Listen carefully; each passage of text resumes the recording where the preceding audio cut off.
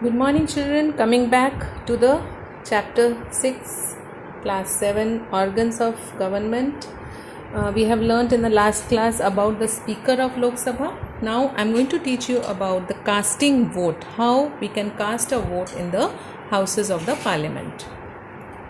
During any proceedings of the house, there arises any question, matter or problem or discussion on any bill or act, and decision upon it is to be taken, especially when the number of votes in favor or against the matter are equal in number. Then in such condition the speaker can give his decision by giving the vote, which is known as casting vote.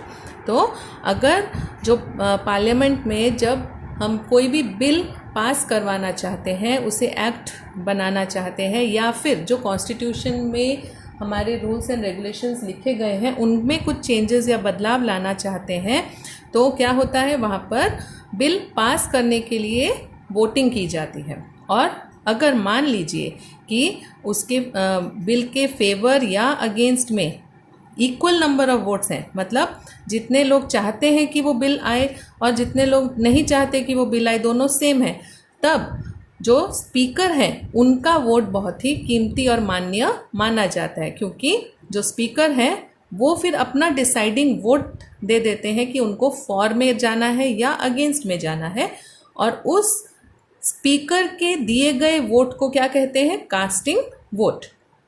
Apart from such situations the speaker can not vote. ऐसी situation जब बनती है कि कोई for और against में जब equal number of votes मिले हैं और उनमें से अब डिसाइड करना है, तब स्पीकर को अपना वोट देना है.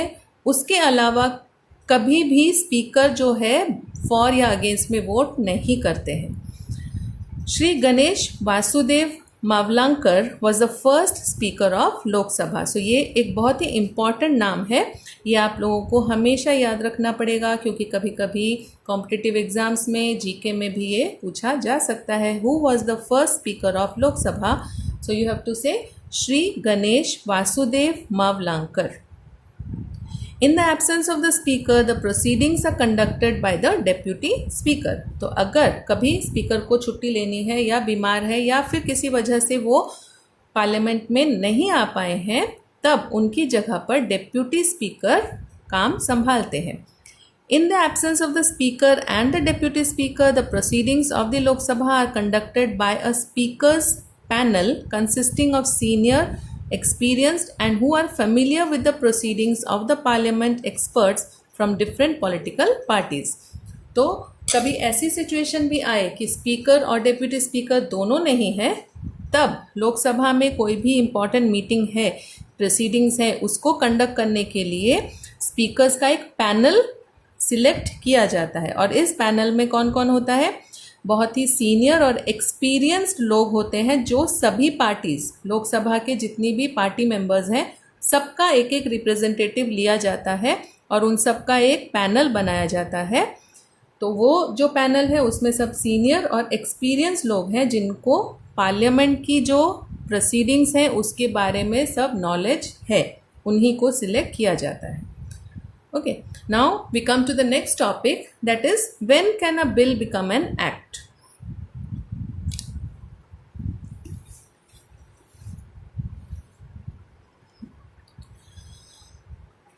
The proposal is called a bill. जब हम किसी भी अपनी जो मांग है उसको हम प्रपोज करते हैं, मतलब उस मांग को रखते हैं किसी के सामने, that is called a bill.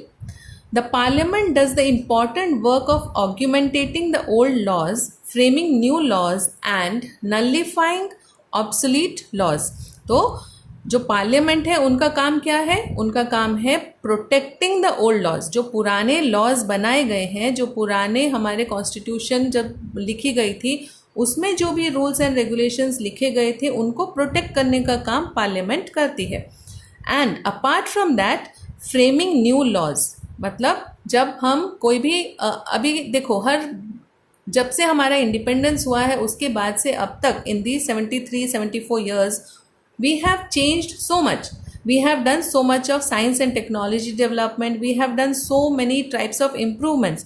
तो हर जगह education, science, every field needs some more types of changes. So जो पुराने laws हैं वो तो है ही, लेकिन जो नई रीति रिवाज है, जो नए कल्चर है, जो नया science and technology discoveries inventions है, उसके अनुसार हमें कुछ नए लॉज भी बनाने पड़ते हैं. एंड नलिफाइंग ऑब्सोलीट लॉज, अब जो ये पुराने लॉज थे उनमें से कोई लॉज ऐसे हैं जो आज की इस जनरेशन में लागू नहीं होते हैं, तो उन लॉज को नल कर दिया जाता है.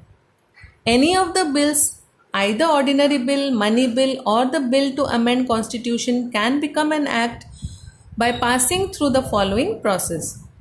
तो कोई भी बिल हो, वो ऑर्डिनरी बिल हो, मनी रिलेटेड बिल हो, फाइनेंस, जैसे हम लोग न्यूज़ में देखते हैं कि अभी ये राहत कोष में से, प्रधानमंत्री राहत कोष से इतना मिलेगा, चीफ मिनिस्टर राहत कोष से ये मिलेगा. मान लो किसी स्टेट में कोई प्रॉब्लम आ गई है, ड्रॉट है, फ्लड है, तो जो सेंट्रल गवर्नमेंट है वो कितना उन लोगों को देगी, या फिर जो हमारा एजुकेशन फंड है या फिर सोल्जर्स फंड है उसमें हमें कितना यूज़ करना है, वेपन्स कितने के खरीदने हैं. जैसे हम घर में अपना घर चलाने के लिए एक बजट बनाते हैं, ऐसे ही पार्लियामेंट में पूरे देश को चलाने के लिए बिल्स पास किए जाते हैं.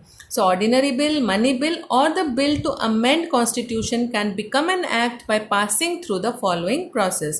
तो कोई भी तरह का बिल हो, सभी का प्रोसेस यही है. वो क्या है? Any bill can be presented in either house of the parliament. कोई भी बिल कोई भी हाउस में प्रेजेंट किया जा सकता है, लोकसभा में भी एंड राज्यसभा में भी. The bill can be presented by a minister or any member of the parliament. तो बिल कौन पेश करता है? बिल कोई भी एक मिनिस्टर पेश कर सकता है या फिर कोई मेंबर ऑफ द पार्लियामेंट.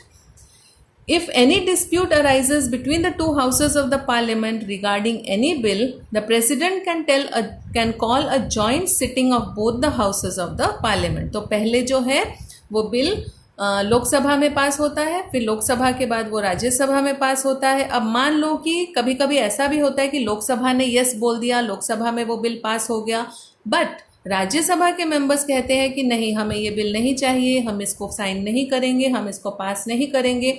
तब जो है प्रोसीडिंग्स दोनों हाउसेस की एक साथ की जाती हैं. Joint sitting is organised in the parliament of both the houses. तब राज्यसभा और लोकसभा दोनों मेंबर्स, दोनों हाउसेस के मेंबर्स वहाँ पार्लियामेंट में बैठकर डिसाइड करते हैं.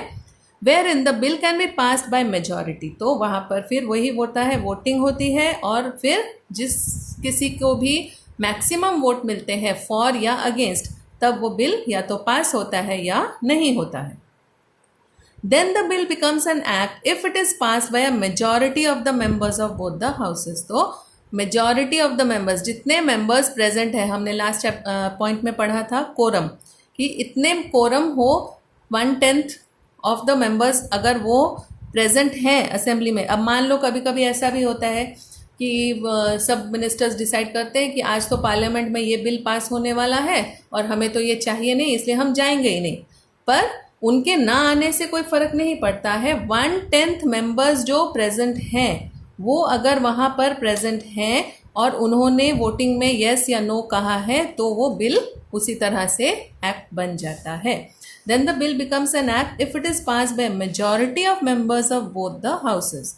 तो जो कोई ऐसा बिल है जो लोकसभा में पास हो गया और फिर राज्यसभा भी पास कर देती है, then it is no problem. But कोई बिल ऐसा है जिसमें राज्यसभा में पास हो, लोकसभा में पास हो गया लेकिन राज्यसभा मना करती है, या फिर राज्यसभा में पास हो गया एंड लोकसभा मना करती है, तब दोनों हाउसेस को साथ में बिठाकर मेजॉरिटी वोटिंग की जाती है. Okay, so with this we come to an end of one topic of this chapter, and we will continue with the next topic very soon. I'll be uploading the next video. Please do like and comment. Thank you.